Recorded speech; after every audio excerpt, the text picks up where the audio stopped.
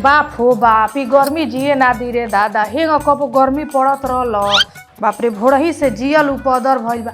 ए कनिया तनी एक गिलास पानी लेना आव।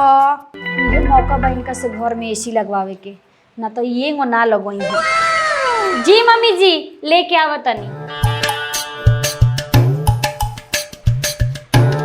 ली मम्मी जी पानी पी ली। आ मम्मी जी हम सोचत रहनी हनु कि गर्मी बहुत बढ़ गइल बा, घर में एगो एसी लगवा लिहल जाओ। का एसी लगवा लहल जाओ? कहाँ से पैसा आई हो कि एसी लगी? तारा लगवाए के बता जा, अपना बाप से पैसा मांग के लगवाओ।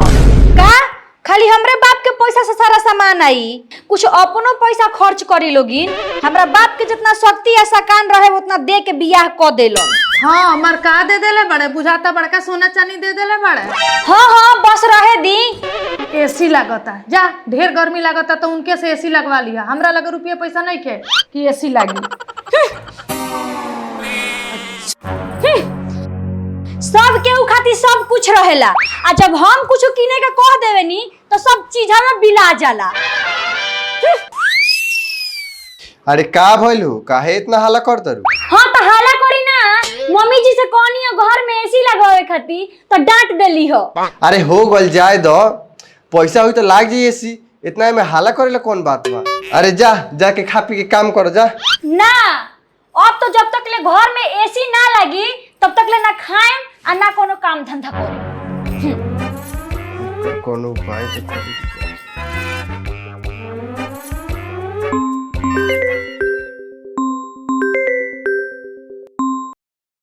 हेलो का हाल बा प्रीति सखी? का हाल बा हो, गर्मी से तो हाल बेहाल बटे। हम अपना मम्मी जी से कहनी है कि घर में एसी लगवा दी तो घर में एसी ना लगावे देली हो। का बताई? अरे तो मैं टेंशन लेवे वाला कौन बात बा? हमरा लगे एगो ऐसन आइडिया बाटे कि जौन तारा समस्या के समाधान हो जाई। अच्छा कौन आइडिया बा हो? ई बात बा? अरे ये सब में तो हम आवरी आगे हैं। यस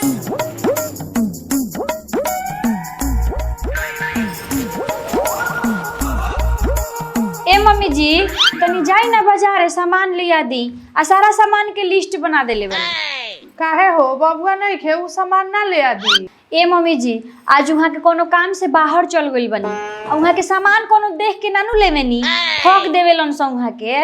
अच्छा ठीक बा ले आ देतानी। बड़ा नु घाम बा हो जाए के मन नहीं खे करत बहरी।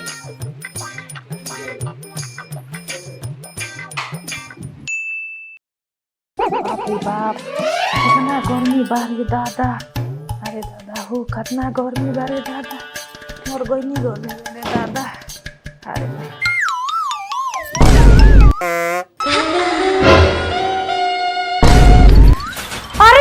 अरे बाप रे मम्मी जी आ का भइल जी? मम्मी जी मम्मी जी अरे का भइल है?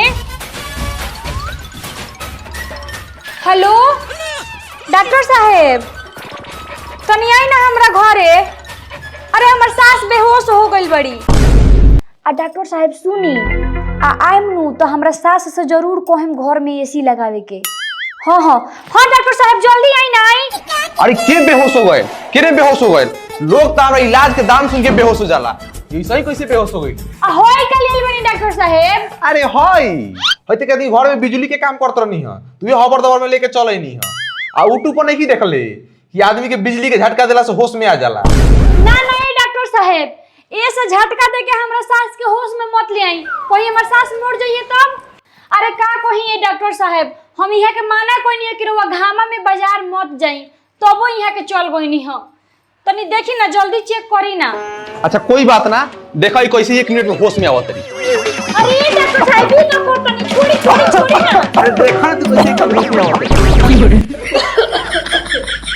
देखलू के होश में आ गईली हैं? इलाज नहीं करेनी। हमरा का हो गइल डॉक्टर साहब? तारा गर्मी की बीमारी हो गइल बा। ये डॉक्टर साहब ये बीमारी कैसे ठीक होई? देखो तारा लगातार 3 महीना तक एसी के हवा खाए के पड़ी, तब जाके कहीं बीमारी कंट्रोल में आई, मुट्ठी में आई। बाकी ये डॉक्टर साहब हमरा घर में तो एसी नहीं खे। अरे कोनो बात ना, हमें पुर्जा पर कुछ एसी के नाम लिख देले बनी, हैली जोन पसंद पड़ी हमरा के फोन करके बता दे, हम सांझ के लिए आके घर में लगा देम, ठीक बा? लेकिन ये डॉक्टर साहब रउरा तो डॉक्टरी नु करी ले। अरे तो खाली डॉक्टरी कैला से धर्म करम चले के बा, आदमी साइडो बिजनेस करेला। सांझ ले फोन करके बता दे तो लिया घर में एसी लगा दे, ठीक बा? अब चली निकाली इलाज की 1051 रुपया। ओने एक आदमी मोटरो खोल के आइल बनी। हां अरे जाई डॉक्टर साहब, जाई पहले एसी लेके आई। ई बुढ़िया तो बार बार बेहोश होते रहेले, यही बहाने कम से कम घर में एसी तो लागे, एसी के हवा खाए के मिली। ए डॉक्टर साहब बैठल काहे बनी, जाई ना जाई। ठीक बा। आ डॉक्टर साहब अपन लैपटॉप ले जाई, छूटो तटे। फोन जरूर करा दियो, हम इंतजार में रहे। हाँ रउआ एसी लेके आई, हम फोन करें जाई।